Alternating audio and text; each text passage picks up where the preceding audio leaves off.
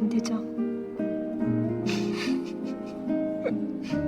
कैसे लगे इंसान को जब वो हर रोज बदल जाए, कभी लड़का बन जाए तो कभी लड़की, कभी कोई बूढ़ा शख्स तो कभी कोई बच्चा बन जाए। मूवी का मेन कैरेक्टर जिन नाम का एक लड़का है जिसका कोई एक फेस नहीं है बल्कि वो चेंज होता रहता है और वो अपनी स्टोरी को हमारे सामने एक्सप्लेन कर रहा है। वो कहता है कि जब वो सोकर उठता है तब वो एक नया इंसान बन जाता है। कभी वो कोई बूढ़ा शख्स बन जाता है, कभी बच्चा, कभी कोई जवान लड़की या कभी कोई लड़का। उसकी बॉडी, उसकी पहचान, उसका फेस सब कुछ चेंज हो जाता है, यहाँ तक कि वो फॉरेनर भी बन जाता है। इसके साथ साथ उसकी आवाज और उसकी आई साइट भी तब्दील हो जाती है। इट्स मीन उसे जो भी बॉडी मिलती थी उसकी बॉडी के पार्ट्स एज के अकॉर्डिंग बन जाते थे। यही वजह है कि वो अपने पास अलग अलग आई साइट के ग्लासेस, अलग अलग साइज के जूते और हर जेंडर के कपड़े रखता था। फिर वो बताता है कि उसका प्रोफेशन फर्नीचर डिजाइनिंग है। सबसे पहले वो फर्नीचर्स के डिजाइन अपने हाथों से खुद बनाता था और उसके बाद खुद ही फर्नीचर तैयार भी करता था। जिन हालात से वो गुजर रहा था अब वो उसका आदी हो चुका था, क्योंकि वो नहीं जानता था कि वो नॉर्मल हालत में कैसे आएगा। वो अपने सारे काम ऑनलाइन ही करता था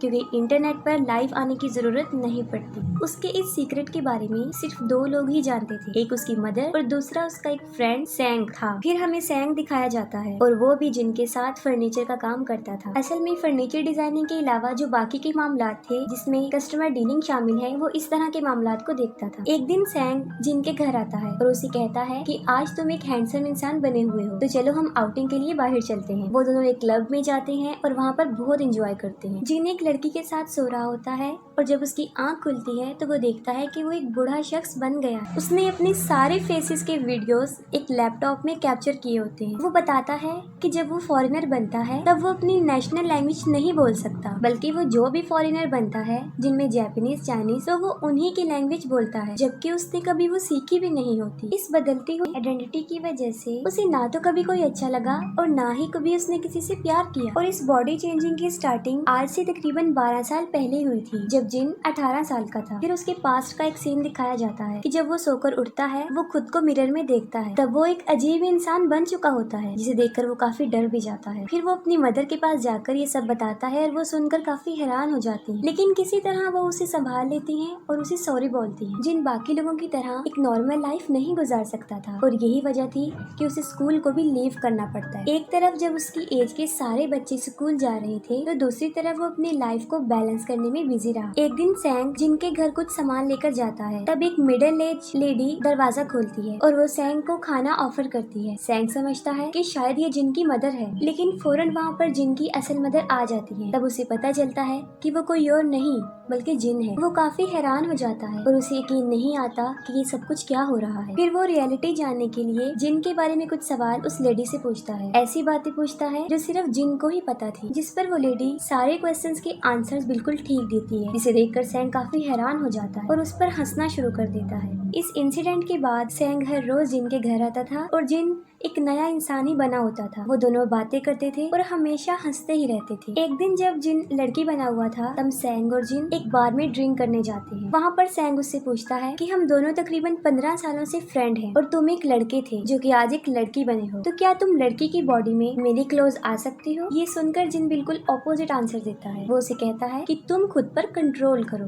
अगले दिन वो दोनों फिर मिलते हैं और अब जिन एक लड़का बना होता है। सैंग उसे बताता है कि सैंग जिस कंपनी में काम करता है उसका ऑनर जिन के डिजाइन को चोरी कर रहा है। ये सुनकर जिन को एक आइडिया आता है और इस आइडिया को यूज करके वो खुद की एक कंपनी बनाने का डिसीजन लेते हैं और उस कंपनी का नाम वो ALX चूज करते हैं। उसी वक्त वो लोग ये भी डिसाइड कर लेते हैं कि जिन फर्नीचर के डिजाइन बनाएगा और सैंग लोगों को हायर करके उन्हें सेल आउट करेगा। पहले जिन सिर्फ फर्नीचर मेकर होता है, लेकिन अब वो फर्नीचर मेकर और सप्लायर दोनों बन जाता है। फिर एक दिन जिन फर्नीचर शॉप पर जाता है और वहाँ पर वो कुछ नोट देख रहा होता है। इसी दौरान एक सू नाम की लड़की उसे देख रही होती है। वो लड़की सू उसी शॉप की वर्कर होती है। वो जिनसे पूछती है कि तुम्हें क्या चाहिए, जिस पर वो कहता है कि मुझे एक ऐसी चेयर चाहिए जिस पर बैठकर मुझे ऐसा फील हो कि मैं घोड़े पर सवार हूँ। ये सुनकर वो उसे ALX नाम की एक वेबसाइट दिखाती है और कहती है कि यहाँ तुम्हें सब कुछ बेस्ट मिल जाएगा, जिसका मतलब ये होता है कि वो जिनको उसी की बनाई हुई वेबसाइट सजेस्ट करती है। जिन उससे पूछता है कि क्या ये बात अलाउ है कि किसी दूसरे के सामान की तारीफ करना और फ्री में एडवर्टाइजमेंट रिप्लेसमेंट करना। ये सुनकर सू हंसने लगती है। उस दिन के बाद जिन हर रोज सू को देखने उस शॉप पर जाता था और अलग अलग फेसेस होने की वजह से सू कभी पहचान ही नहीं सकी कि वो जिन है। आहिस्ता आहिस्ता जिन को सू बहुत अच्छी लगने लगती है और उसे उससे प्यार हो जाता है। जिन के पास सू की शॉप के बहुत सारी विजिटिंग कार्ड जमा हो जाते हैं और वो अलग अलग कस्टमर बन के वहाँ पर जाता है। एक दिन जब एक हैंडसम लड़का बना होता है तब वो सू की शॉप पर जाकर कुछ परचेजिंग करता है और किसी न किसी तरह वो सू को डिनर पर जाने के लिए ऑफर करता है, लेकिन इसके लिए वो मना कर देती है। जिस पर जिन उसे कहता है कि ये क्वेश्चन पूछने के लिए उसने बहुत प्रैक्टिस की है और जिन की सिंसियरिटी नेचर को देखकर वो हाँ कर देती है। लेकिन जिन रेस्टोरेंट से खाना परचेज करके सू को अपनी फर्नीचर बनाने वाली जगह पर लेकर जाता है, लेकिन वो वहाँ जाने से इनकार कर देती है। जिन उसे कहता है कि ये लो मेरा सेक्रेटरी नंबर, मैं कोई गलत इंसान नहीं हूँ, लेकिन इसके बाद भी अगर तुम्हें कुछ भी गलत लगे तो तुम इसकी कंप्लेन भी कर सकती हो।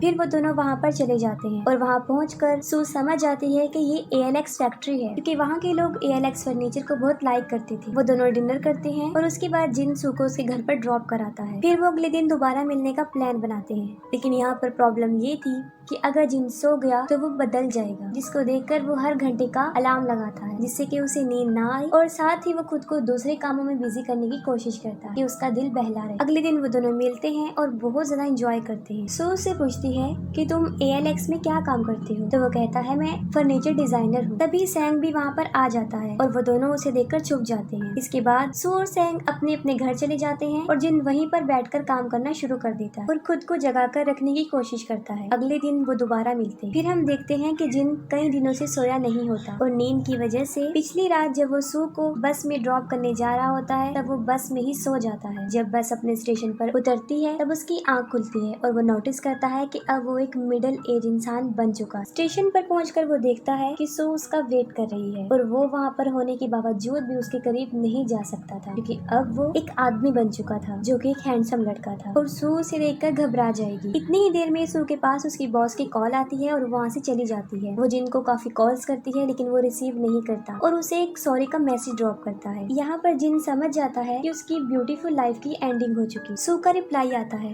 वो कहती है कि तुम कहाँ हो, मैंने तुम्हारा बस स्टैंड पर बहुत वेट किया। जिन डिसाइड करता है कि वो सू को ऐसे ही बगैर बताए नहीं छोड़ देगा, बल्कि वो सारी रियलिटी उसे बता देगा। अगले दिन जिन एक लड़की बना होता है और वो सू को कहता है कि वो मेरे साथ चले। वो कहती है कि मैं जिन के बारे में सब कुछ जानती हूँ। वो उसे लेकर अपनी फर्नीचर फैक्ट्री में आती है और जिन उसे अपनी सारी वीडियोस दिखाता है। उसकी अलग अलग फेसेस की सारी वीडियोस सू के सामने रिवील हो जाती है। वो सू को ये भी बताता है कि वो एक लड़का है और जब वो सोकर उठता है तब उसका जेंडर चेंज हो चुका होता है और इतने दिन से वो जिसके साथ घूम फिर रही है वो कोई और नहीं बल्कि वही जिन है। सू को इस बात पर बिलीफ नहीं होता और वो वहाँ से चली जाती है। काफी दिन गुजर जाने के बाद भी सू जिन को नहीं भूल रही थी। वो हर वक्त उसी के बारे में सोचती रहती है और फिर एक दिन वो उसकी फैक्ट्री में उससे मिलने जाती है। तब जिन एक जापानीज लेडी बना होता है और वो सू को अंदर आने को कहता है। सू उससे पूछती है कि क्या तुम वाकई ही मुझे लाइक करते हो, अगर हाँ तो तुम्हें मेरी एक बात माननी पड़ेगी और वो ये है कि मैं तुम्हारे साथ सोना चाहती हूँ और तुम्हें अपनी आंखों से चेंज होता देखना चाहती हूँ। सोते वक्त सू जिन से पूछती है कि ये सब कुछ कब से हो रहा है। तब जिन उसके सामने अपनी सारी कहानी एक्सप्लेन कर देता है और इसी दौरान सू को जिन की असल एज जो कि 29 थी पता चल जाती है और सेम एज सू की भी थी। फिर सू से पूछती है कि तुमने मुझे ही चूज क्यों किया। जिन उसे बताता है कि मैंने अपनी इस कंडीशन को एक्सेप्ट कर लिया था और इन सब का आदी भी हो चुका था, लेकिन तुम्हें देखने के बाद मैं खुद पर कंट्रोल नहीं कर सका। इसके बाद वो दोनों सो जाते हैं। अगली सुबह जब वो दोनों उठते हैं जिन वहाँ आ जाता है जो एक हैंडसम लड़का बन चुका होता है, यानी अब वो चेंज हो चुका था। जिन काफी खुश हो जाता है कि सू सब कुछ जानने के बाद भी उसके साथ है। इसके बाद वो दोनों एक साथ टाइम स्पेंड करते थे और हमेशा साथ रहते। वो दोनों एक हैप्पी लाइफ गुजार रहे थे। अगले दिन सू जिन की नेक पर एक टैटू बनवाती है जिससे कि ये पहचान हो सके कि वो जिन ही है। एक रात जिन को सू के साथ एक पार्टी पर जाना था, लेकिन वो एक बूढ़ी औरत बना हुआ था। वो सोने की काफी कोशिश करता है लेकिन उसे नींद नहीं आती। पार्टी में सब लोग अपने पार्टनर्स के साथ आए थे लेकिन सू बिल्कुल अकेली थी। सब लोग सू के पार्टनर को देखना चाहते थे और वो उससे पूछते हैं कि वो कहाँ पर है, क्योंकि सब ने सू को अलग अलग इंसानों के साथ देख रखा था। तभी पार्टी में एक लड़का सू का उसी तरह हाथ पकड़ता है जिस तरह के जिन ने उसे कहा था कि वो पहचान ले कि वो जिन ही है। उसे देखकर पार्टी में सब लोग हैरान हो जाते हैं, खास तौर पर सू की बॉस। अगले दिन वो एक लड़की बना होता है और वो सू को अपनी मदर के साथ मिलवाने लेकर जाता है। जिन की मदर सू को थैंक्स कहती है कि वो उसके बेटे के साथ है। फिर सुबह को जिन खुद से सवाल करता है कि क्या सू शादी के लिए एग्री हो जाएगी, क्या मुझे उससे शादी के लिए पूछना चाहिए, और कई डेज वो अपनी वेडिंग रिंग बनवाने में ही स्पेंड कर देते हैं। सू डॉक्टर से बात कर रही होती है। वो अपनी कंडीशन और जिन के चेंज होने की सारी बात बता देती है। डॉक्टर सू को टेंशन और डिप्रेशन की मेडिसिन रेकमेंड करता है और अब जिन्हें खूबसूरत लड़का बना होता है। सू से कहती है कि मुझे तुम्हारे साथ गुजारा हुआ वक्त बहुत अच्छा लगता है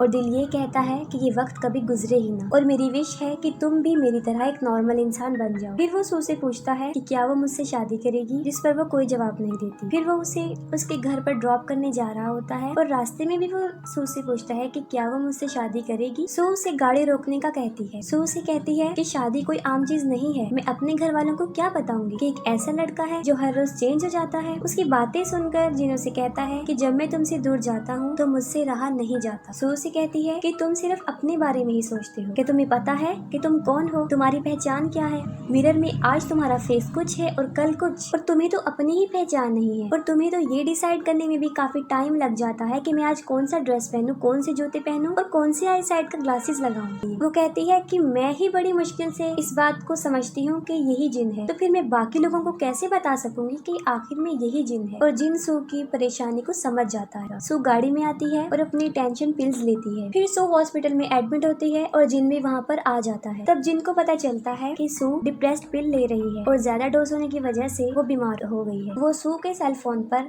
डॉक्टर के साथ होने वाली कन्वर्सेशन को सुन लेता है और उसे इस बात का रियलाइज हो जाता है कि सू की ये हालत उसी की वजह से। अगले दिन वो एक लड़की बना होता है और अपनी मदर के साथ होता है और उसकी मदर उसे एक हकीकत बताती है। वो कहती है जिन बिल्कुल अपने फादर जैसा है, उसके फादर को भी यही बीमारी थी, वो भी चेंज हो जाते थे और उनकी वजह से वो भी स्ट्रेस की मरीज बन गई थी। अपनी वाइफ की हालत देखकर जिनके फादर वहाँ से गायब हो जाते हैं ताकि उसकी वाइफ को ये परेशानी ना हो सके। ये बातें सुनकर जिन भी ये डिसाइड करता है कि उसे भी ऐसा ही करना चाहिए। वो दोनों शाम को मिलते हैं और कुछ वॉक करने के बाद जिन उसे कहता है कि हमें ब्रेकअप कर लेना चाहिए। ये कहते ही वो वहाँ से चला जाता है। ब्रेकअप होने से पहले जिन ने सू को एक चेयर बनाकर दी थी और उस चेयर को देखकर और जिन को याद करके सू रोती रहती है। 10 महीने गुजर जाते हैं और अब सू बिल्कुल नॉर्मल हो जाती है। एक दिन सू की बॉस उसे एक वेबसाइट पर एक मशहूर डिजाइनर की पिक्स दिखा रही होती है, जिसे देखकर सू समझ जाती है कि ये जिन के ही डिजाइन है। उसकी बॉस सू को कहती है कि ये डिजाइन बहुत खूबसूरत है और तुम्हें इसको हमारे लिए बनवाना होगा। फिर उसे ख्याल आता है कि अब तक वो लोगों के बारे में ही सोच रही थी कि लोग क्या कहेंगे, लेकिन असल में वो खुद भी जिन के बगैर नहीं रह रही थी और उसके साथ ही वो उसे ढूंढने का डिसीजन लेती है। जिन को दिखाया जाता है जो कि जिक रिपब्लिक में एज अ डिजाइनर काम कर रहा होता है और वो उसी लोकेशन का एक पर्सन बना हुआ था और लैंग्वेज भी वहाँ की ही बोल रहा था। दूसरी तरफ सू जिन का एड्रेस मालूम करके वहाँ पर जाती है,